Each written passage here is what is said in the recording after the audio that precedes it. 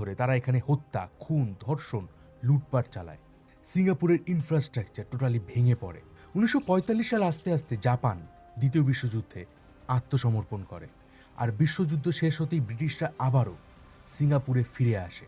আর এখান থেকে শুরু হয় সিঙ্গাপুরের বেঁচে থাকার লড়াই। কিন্তু প্রশ্ন হচ্ছে, সিঙ্গাপুর ঠিক কিভাবে ব্রিটিশদের কলোনি হয়ে উঠল? বন্ধুরা, তোমরা কি জানো? শুধুমাত্র এখানেই তোমরা একটি স্পষ্ট প্রতিশ্রুতি সহ একটি দেখুন, সিঙ্গাপুর দেশটা আকারে কিন্তু খুবই ছোট, এমনকি আপনি ম্যাপেও এটিকে দেখতে পারবেন না। কিন্তু এই দেশটা ভীষণই গুরুত্বপূর্ণ একটা স্থানে রয়েছে, মালাক্কা প্রণালীতে, যেখান থেকে আজকের দিনে বিশ্বের 40% ট্রেড হয়। প্রতিদিন প্রায় $15 বিলিয়ন সামগ্রী এখান থেকে পাস হয়। আর আজ থেকে 200 বছর আগেই ব্রিটিশরা এই জায়গায় হত্যা, খুন, ধর্ষণ, লুটপাট চালায়। সিঙ্গাপুরের ইনফ্রাস্ট্রাকচার টোটালি ভেঙে পড়ে। 1945 সাল আস্তে আস্তে জাপান দ্বিতীয় বিশ্বযুদ্ধে আত্মসমর্পণ করে।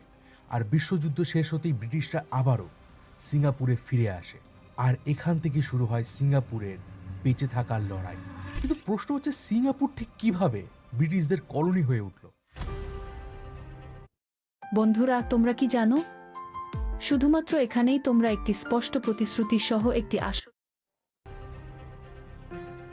দেখুন, সিঙ্গাপুর দেশটা আকারে কিন্তু খুবই ছোট, এমনকি আপনি ম্যাপেও এটিকে দেখতে পারবেন না। কিন্তু এই দেশটা ভীষণই গুরুত্বপূর্ণ একটা স্থানে রয়েছে, মালাক্কা প্রণালীতে, যেখান থেকে আজকের দিনে বিশ্বের 40% ট্রেড হয়। প্রতিদিন প্রায় $15 বিলিয়ন সামগ্রী এখান থেকে পাস হয়। আর আজ থেকে 200 বছর আগেই ব্রিটিশরা এই